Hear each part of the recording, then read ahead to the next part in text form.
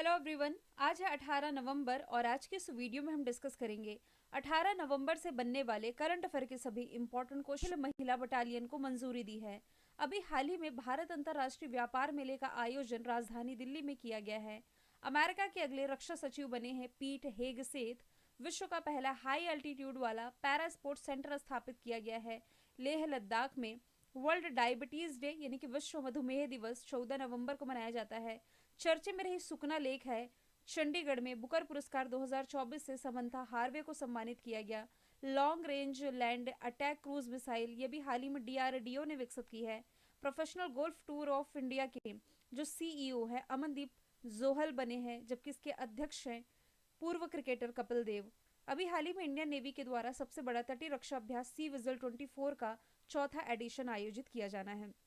ये सभी क्वेश्चंस हमने प्रीवियस क्लास में देख लिए थे। शुरू करते हैं आज का हमारा पहला सवाल। जनजातीय गौरव दिवस के अवसर पर अभी हाल ही में दिल्ली के सराय काले खां चौक का नाम बदला गया है। पूछा जा रहा है कि बदल करके क्या कर दिया गया है। जैसे कि क्वेश्चन में स्पष्ट रूप से लिखा हुआ है जनजातीय गौरव दिवस। आप सभी को मालूम है भारत में जो जनजातीय गौरव दिवस है ये 15 नवंबर को मनाया जाता है। किसके सम्मान में? बिरसा मुंडा के सम्मान में। बिरसा मुंडा जिन्हें आदिवासियों का देवता कहा जाता है, तो इन्हीं के सम्मान में आप कह सकते हैं दिल्ली के सराय काले खां चौक का नाम अभी हाल ही में बदल दिया गया है। और केंद्रीय गृह मंत्री अमित शाह ने जनजातीय गौरव दिवस के रूप में मनाई जा रही जो बिरसा मुंडा जयंती है, इस मौके पर बासेरा उद्यान में उनकी भव्य प्रतिमा का भी उद्घाटन किया है। बिरसा मुंडा से आप ये भी रिलेट कर सकते हैं, इन्हीं के नाम से भारत का जो सबसे बड़ा हॉकी स्टेडियम है ये है ओडिशा में। स्टेडियम का नाम क्या है? Birsa Munda hockey stadium. इस स्टेडियम की बैठक क्षमता 20,000 दर्शकों की है। पूछा जाए कि ओडिशा में कहाँ पर है? ओडिशा के राउरकेला में हो जाएगा। अब इस प्रश्न में डिस्कशन आया है नाम बदलने का, तो चलिए एक स्लाइड में वो सभी फैक्ट मैंने ऐड किए हैं जो कि आप इस क्वेश्चन से मिलता जुलता रिलेट कर सकते हैं। जैसे कि अभी हाल ही में बिहार का जो सुल्तानगंज रेलवे स्टेशन है नाम बदल करके असगैबीनाथ धाम किया गया है। ट्रेन 18 का नाम बदल करके Vande Bharat express. Ayodhya railway station का नाम अयोध्या धाम जंक्शन। S-400 को लेकर के जो डील है भारत और रशिया के बीच है, तो S-400 का बदला नाम सुदर्शन है। पोर्ट ब्लेयर ये अंडमान निकोबार की कैपिटल है। इसकी राजधानी यानी कि पोर्ट ब्लेयर अंडमान निकोबार की राजधानी जिसका नाम श्री विजयपुरम किए जाने की घोषणा की गई। केरल का नाम केरलम प्रस्तावित है। पुरानी संसद भवन का नाम संविधान सदन। सौराष्ट्र क्रिकेट स्टेडियम का नाम निरंजन शाह स्टेडियम। सऊदी अरब का शहर अल मिनहात का नाम हिंद शहर। दिल्ली के मुगल गार्डन का नाम अमृत उद्यान। अहमदनगर महाराष्ट्र में है, बदल करके इसका नाम अहिल्याबाई किया गया। मोपला इंटरनेशनल एयरपोर्ट गोवा में है, नाम बदल करके देश के पूर्व रक्षा मंत्री के नाम पर किया गया मनोहर पर्रिकर। हैरिस पार्क ये है ऑस्ट्रेलिया में, जिसका बदला हुआ नाम लिटिल इंडिया है क्योंकि यहाँ पर भारतवासियों की संख्या ज्यादा है। दूसरे नंबर का सवाल है, इस राज्य की पिथौरागढ़ में जौल जीबी मेला 2024 का उद्घाटन किया गया है। तो इसका उद्घाटन अभी हाल ही में किया गया उत्तराखंड में। ऑप्शन बी राइट आंसर है। उत्तराखंड के मुख्यमंत्री पुष्कर धामी ने पिथौरागढ़ जिले में इस मेले की शुरुआत की। ये जो मेला है ऐतिहासिक रूप से भारत, तिब्बत, नेपाल और आसपास के क्षेत्रों के बीच सामंजस्य को बढ़ावा देने के लिए प्रसिद्ध है। अब मेले का डिस्कशन है उत्तराखंड से रिलेटेड है, तो उत्तराखंड की राजधानी देहरादून। गैरसैंण मुख्यमंत्री पुष्कर धामी, राज्यपाल गुरमीत सिंह है। झीलों में 7 ताल, राक्षस ताल, नैनीताल, खुरपा ताल, माला ताल है। इसके अलावा रहस्यमयी कही जाने वाली जो रूपकुंड झील है कहाँ पर है? ये उत्तराखंड में ही हो जाएगी। जिम कॉर्बेट नेशनल पार्क जहाँ से प्रोजेक्ट टाइगर की शुरुआत की गई थी, ये भी आपका उत्तराखंड में है। Nanda Devi national park, Rajaji valley of flower, Gangotri national park, Mana Niti Lipulekh दर्रे, ये भी आपके उत्तराखंड में है। हाल ही में यहाँ यूसीसी बिल लाया गया। जनवरी 2025 में 38वें राष्ट्रीय खेल यहीं आयोजित किए जाएंगे।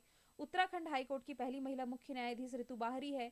जंगलों में लगी आग को कंट्रोल करने के लिए यहाँ ऑपरेशन बम्बी बकेट चलाया गया।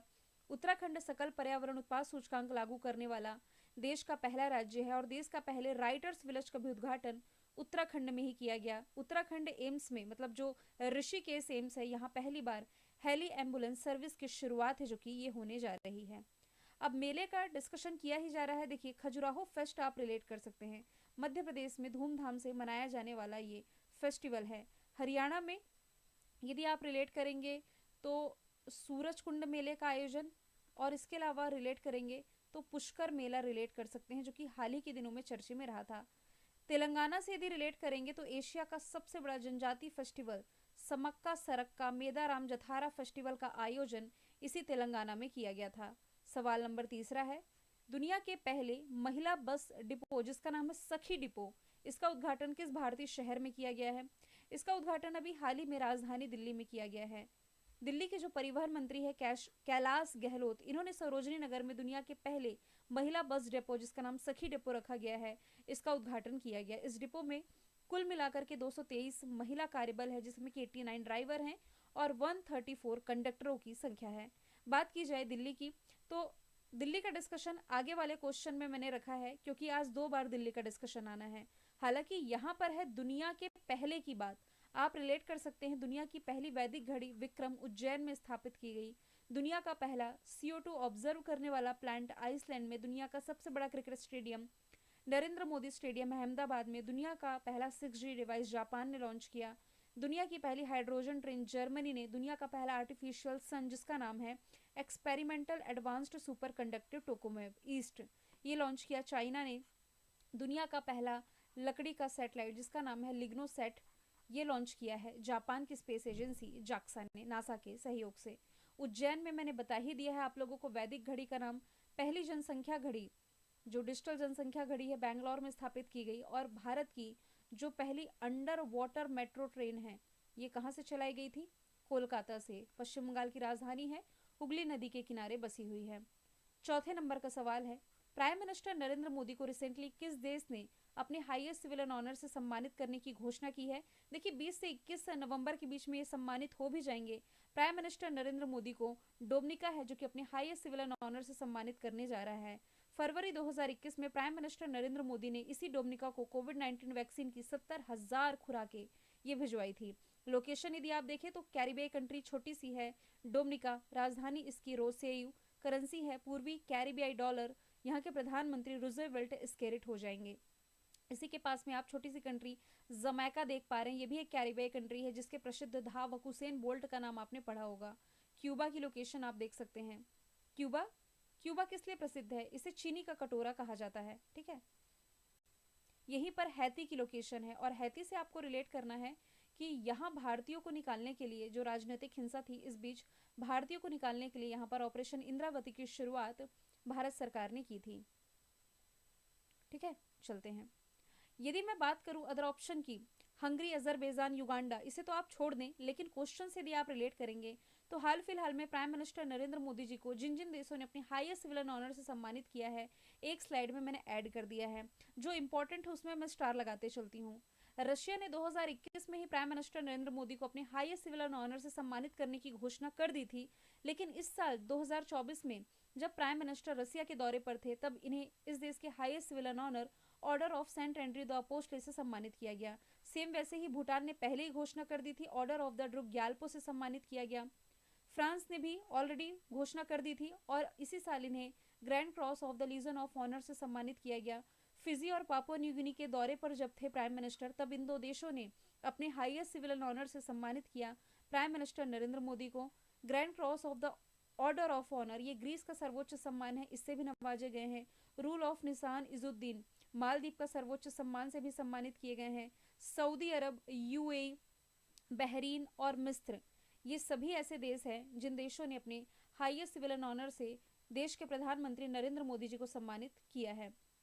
एक स्लाइड में मैंने मेंशन कर दिया है, यहाँ पे पैलेस्टाइन वाला भी ऐड किया है ना, ये ज़्यादा पुराना था तो यहाँ से एक स्लाइड में मैंने मेंशन कर दिया है पूरे 16 हाईएस्ट सिविलियन ऑनर, ठीक है। इसका चाहे आप तो स्क्रीनशॉट ले सकते हैं या तो फिर मैं आपको वैसे ही PDF में दे दूंगी। अभी तक यदि आप लोगों ने मेरे ऑफिशियल ऐप को डाउनलोड नहीं किया है, लिंक डिस्क्रिप्शन बॉक्स में मिल जाएगी। अब मैं आपको बताती हूँ, काफ़ी दिनों से मैंने डिस्कशन किया नहीं है, जो नए स्टूडेंट हैं मैं बता दूँ, अभी ऐप पर मैं आप लोगों के लिए जो क्लासेस करवा रही हूँ, ईयरली करंट अफेयर की मैंने शुरू करी थी, स्टैटिक जीके की क्लास थी और इसके अलावा वर्ल्ड मैप की मैंने सीरीज शुरू करी थी। बीते 2 हफ्ते से क्लास शुरू नहीं हुई थी, जो कि अब से शुरू हो रही है। और आप ये यकीन मानिए बीते 2 हफ्तों में मैं समझ पा रही हूँ आपके नुकसान हुए हैं, इसे रिकवर करते हुए आज के आज जो आपका ईयरली करंट अफेयर है, इसके अलावा जो कॉम्बो बैच में बच्चे पढ़ रहे हैं स्टैटिक के साथ या वर्ल्ड मैप के साथ जिन्होंने कॉम्बो लिया है, तो उनको मैं आज के आज अक्टूबर मंथली के लगभग 250 इंपॉर्टेंट क्वेश्चन जो पूरे महीने मैंने आपको पढ़ाए हैं, वो प्रोवाइड करा दूंगी। ठीक है, जो फ्री ऑफ कॉस्ट मैंने पीडीएफ प्रोवाइड कराई है उसमें क्वेश्चन थोड़े हटके हो सकते हैं, इनमें वही क्वेश्चन मिलेंगे जो ऑलरेडी मैंने आपको क्लास में पढ़ाए हैं, पूरी तरीके से रिवीजन हो जाएगा। तो इस तरीके से हम मंथली करंट अफेयर शुरू करते हैं। टॉपिक वाइज में बहुत ज़्यादा कुछ इसमें हम कवर कर चुके हैं।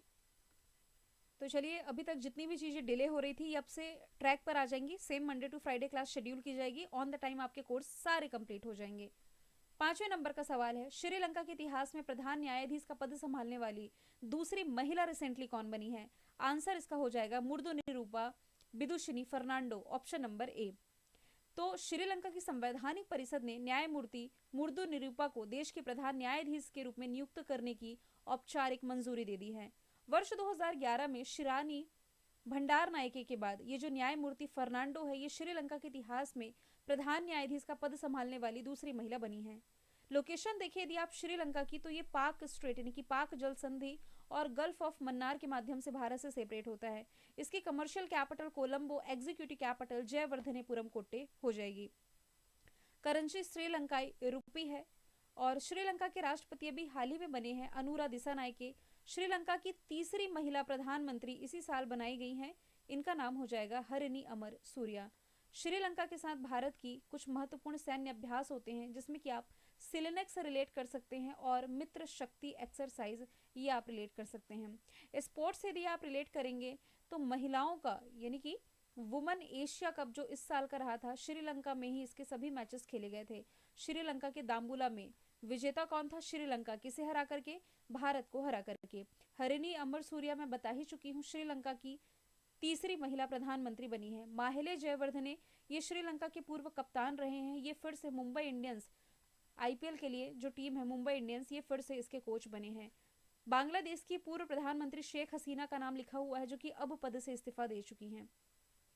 6वें नंबर का सवाल इंपॉर्टेंट डे से रिलेटेड है। भारत में राष्ट्रीय प्रेस दिवस ये मनाया कब जाता है?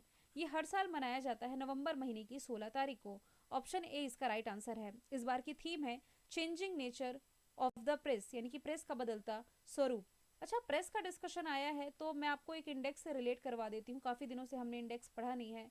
वर्ल्ड प्रेस फ्रीडम इंडेक्स जो 2024 का रिलीज किया गया है, इसमें जो कंट्री टॉप पर है, हालांकि लास्ट ईयर भी नॉर्वे टॉप पर था और इस साल भी नॉर्वे टॉप पर है। इसमें इंडिया की रैंकिंग यदि आपसे पूछी जाए तो इंडिया 159 प्लेस पर रहा है। ठीक है, अब नवंबर महीने के सभी इंपॉर्टेंट डे एक स्लाइड पे मैंने ऐड कर दिए, जिसमें कि आपको 5 नवंबर याद रखना है विश्व सुनामी जागरूकता दिवस। राष्ट्रीय कैंसर जागरूकता दिवस ये है 7 नवंबर। 8 नवंबर है वर्ल्ड रेडियोग्राफी डे। विश्व स्वतंत्रता दिवस है 9 नवंबर। शांति और विकास के लिए विश्व विज्ञान दिवस है 10 नवंबर। राष्ट्रीय शिक्षा दिवस ये देश के पहले शिक्षा मंत्री मौलाना अब्दुल कलाम जी की जयंती के मौके पर 11 नवंबर को मनाया जाता है।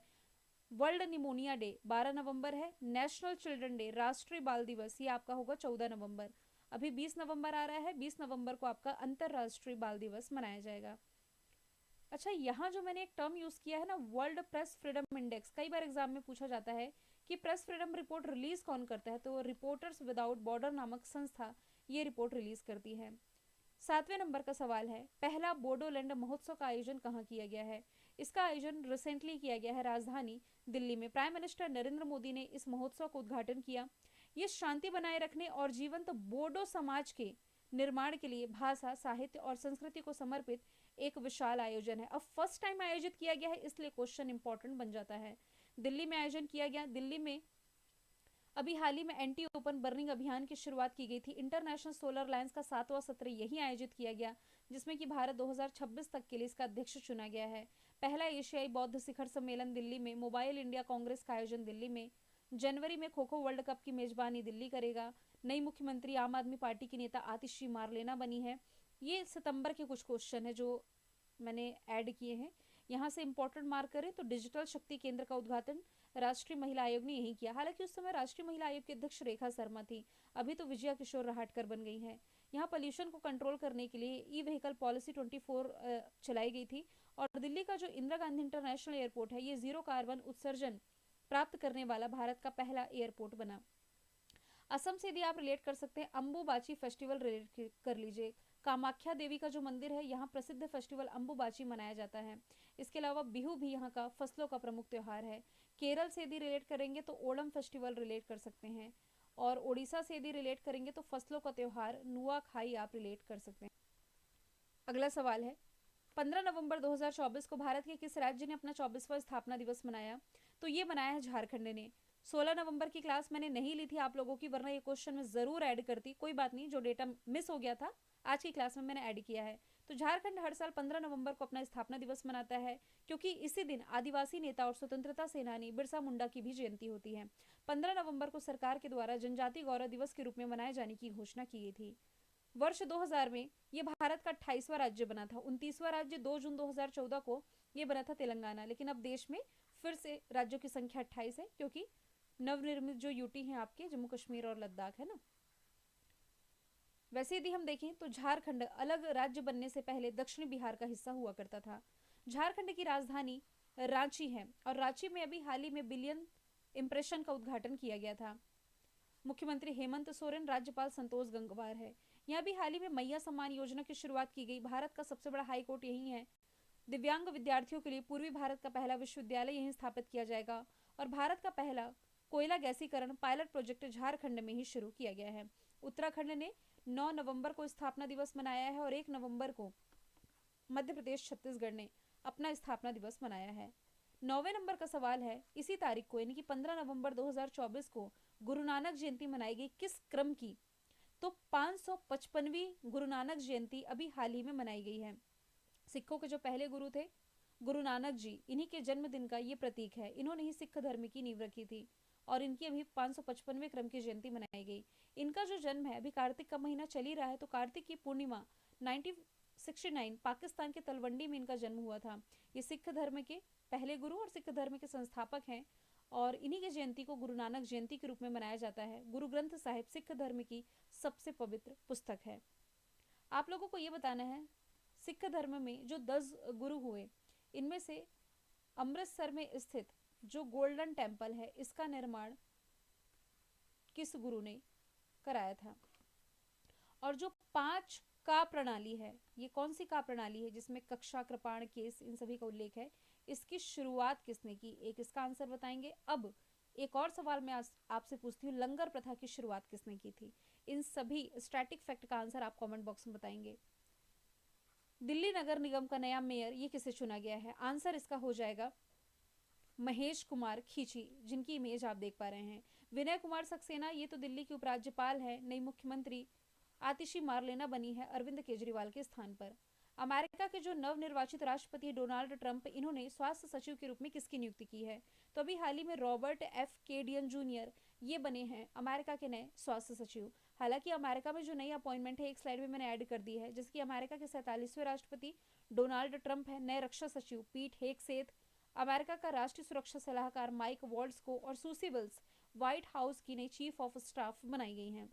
मैंने कल आपसे पूछा था इसरो का पहला एनालॉग अंतरिक्ष मिशन कहाँ लॉन्च किया गया? आंसर इसका था लद्दाख। आज का सवाल है, इंटरनेशनल सोलर अलायंस के तीसरे महानिदेशक के रूप में किसे चुना गया है? आंसर इसका आप कमेंट बॉक्स में बताइएगा। काफ़ी दिनों बाद मैं आपको एनोटेशन फाइल प्रोवाइड कराने जा रही हूँ और ऐसी क्लास काफ़ी दिनों बाद ली है, तो अपने फीडबैक कमेंट बॉक्स में शेयर करना बिल्कुल ना भूलें। मिलेंगे हम नेक्स्ट वीडियो में। Thank you so much.